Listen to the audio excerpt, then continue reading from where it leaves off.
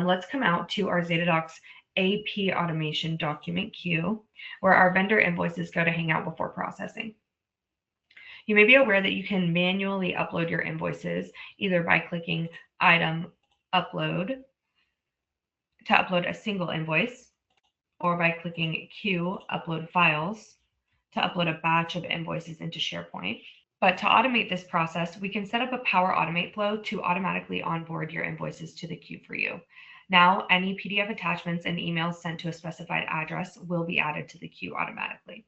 So I'm going to come out to my Outlook, and I'm going to create an email and send it to my demo environment's specified email address. We're going to put cleaning invoice as the subject line, and I'm going to attach my cleaning invoice. And now when I send this through, that cleaning invoice will automatically be added into the AP automation queue for me to process. All right, so we're going to process this Wide World Importers invoice first. I'm going to click Item, Process. And now, as many of you may know, the system is OCRing this invoice using an AI OCR tool by Microsoft called Azure AI Document Intelligence, and it's filled out all of these fields for us, including vendor name, invoice number, document date, and all of these item lines.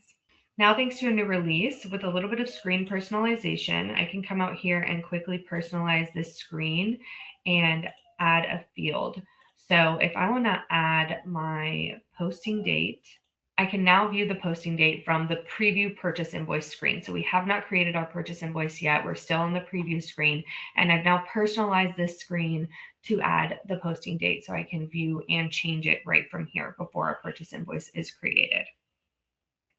We can also tailor the solution to pick up any custom fields or values on vendor invoices if they aren't extracted as standard, and display those values on any of the Zetadocs screens. For instance, on the document queue screen, we can add extra columns showing a particular reference that you want to see before processing, like match status or invoice amount. And we can also customize where we want to put the extracted information once the purchase invoice is created. So we could add a description field, or we could add a brand new field. It's really up to your preference. There's a lot of flexibility there.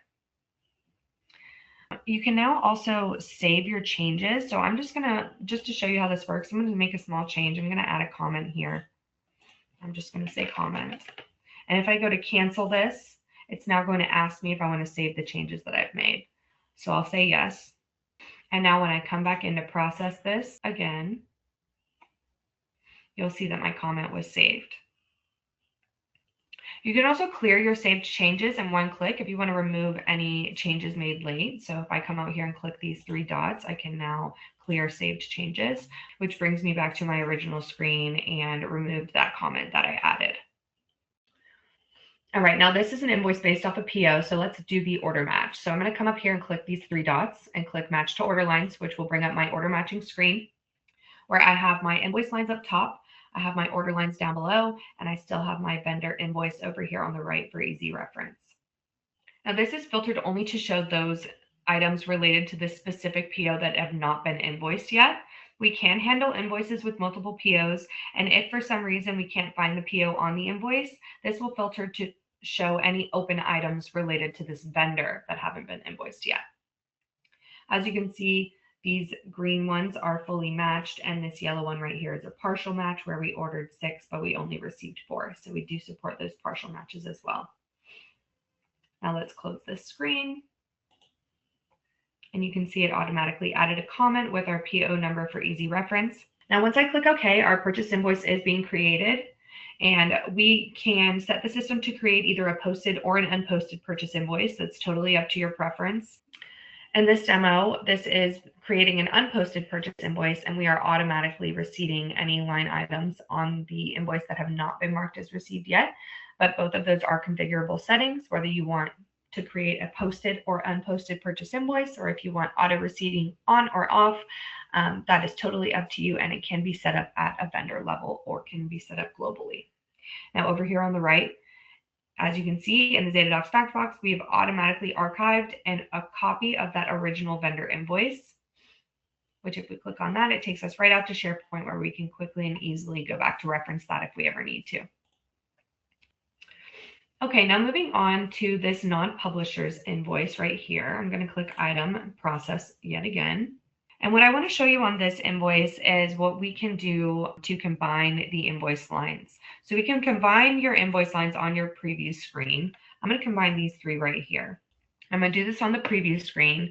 And we're combining three printer-related lines extracted from the vendor invoice into one. This way, this can be matched to a single line that was included on the PO for the same amount instead of those three separate lines that we had before. We get to decide which description or comment that we want to keep. So I'm going to keep this laser printer right here.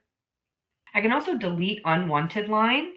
So I can quickly delete any unwanted lines. If I want to get rid of any lines that aren't mapped to an item, GL, or comment, I can come up here, click this drop down, and click delete unwanted lines, and that will get rid of those two unmapped lines right there.